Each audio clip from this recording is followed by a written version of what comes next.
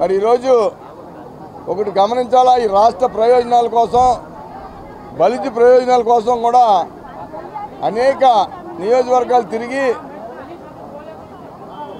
పత్రికా మిత్రుల ద్వారా ప్రజల్లోకి పంపించాలని ఒక ఆలోచనతో అని చెప్పి సందర్భంగా తెలియజేస్తూ, జగన్మోహన్ రెడ్డి బలిజలకి ఎన్ని పోటీదారుడు వైసీపీ పార్టీ అని చెప్పి సందర్భంగా నేను తెలియజేస్తా ఉన్నాను సోదరులారా. బలిజలకి, తెలగలకి, కాపులకి జగన్మోహన్ రెడ్డి ఎన్ని పోటీదారుడు, అతనికి ఓటేయొద్దని మేము పిలుపునిస్తామని చెప్పి సందర్భంగా తెలియజేస్తున్నాం. అదేవిధంగా చంద్రబాబు నాయుడు ఎన్ని తట్టి ప్రోత్సహించాడు ఈ బలిజలని చెప్పి సందర్భంగా తెలియజేస్తా ఉన్నాం సోదరులారా. మరి చంద్రబాబు నాయుడు గారు 2014 నుంచి 19 వరకు కాపు, తెలగ, బలిజ, ఒంటరి కులాలకి అనేక సంక్షేమ కార్యక్రమాలు పెట్టి ఈ జాతిని ఆదుకున్న వాళ్ళు తెలుగుదేశం పార్టీ, చంద్రబాబు నాయుడు గారు అని చెప్పి సందర్భంగా తెలియజేస్తున్నాం.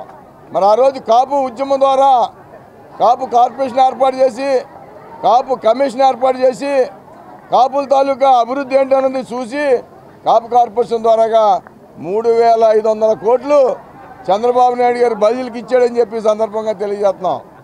అదేవిధంగా బలిజీ భవనాలు అన్ని జిల్లా హెడ్ క్వార్టర్లో బలిజీ భవనాలు ఇవ్వడం జరిగింది. అదేవిధంగా పేద కాపుల్ని మరి విమానం ఎక్కించి విదేశ విద్య ఇచ్చిన బలిజీలకి మరి ఎప్పుడు కూడా బలిజీలు తెలుగుదేశం పార్టీ రుణం తీర్చుకోవాలని చెప్పి సందర్భంగా నేను తెలియజేస్తున్నాను సోదరులారా. అదేవిధంగా మరి ఎన్ని పోటీదారుడు ఏంటంటే మరి అప్పుడు ఇచ్చిన రిజర్వేషన్ తీసేసాడు నీలం సంజీవ్ రెడ్డి గారు. నీలం సంజీవ్ రెడ్డి గారు రిజర్వేషన్ 1960లో తీసేస్తే 61లో దామోదర్ సంజీవయ్య గారు కాపులకి, బలిజలకి రిజర్వేషన్ ఇచ్చి 5 సంవత్సరాలు ఆదుకుని గడిపి ఆ రోజుల్లో బీసీలో ఉన్నదాన్ని మళ్ళీ కాసు బ్రహ్మానంద రెడ్డి గారు వచ్చి మళ్ళీ రిజర్వేషన్ తీసేసాడు. అంటే రాజశేఖర రెడ్డి గారు మేనిఫెస్టోలో పెట్టి కాపు, తెలగ, బలిజ, ఒంటరి కులాలకు రిజర్వేషన్ ఇస్తానని మోసం చేసి ఆ రోజు మిగతా కులాలు 9 కులాలకి రిజర్వేషన్ ఇచ్చినాడు రాజశేఖర రెడ్డి. మరి చంద్రబాబు నాయుడు గారిని మేము కాపులందరూ కూడా అడిగి 5% రిజర్వేషన్ తెచ్చుకుంటే ఆ బిల్లు సెంటర్లో పెండింగ్ ఉంది. అది ఓబీసీలో 5% రిజర్వేషన్ ఇస్తే ఆ బిల్లుని జగన్మోహన్ రెడ్డి బుట్ట దాఖలు చేశాడు. అంటే టోటల్గా చూస్తే బలిజలకి ఎన్ని పోటీ పొడిచింది ఆ రోజు కాంగ్రెస్ ప్రభుత్వం, ఈరోజు వైసీపీ ప్రభుత్వం అని చెప్పి సందర్భంగా నేను తెలియజేస్తా ఉన్నాను సోదరులారా.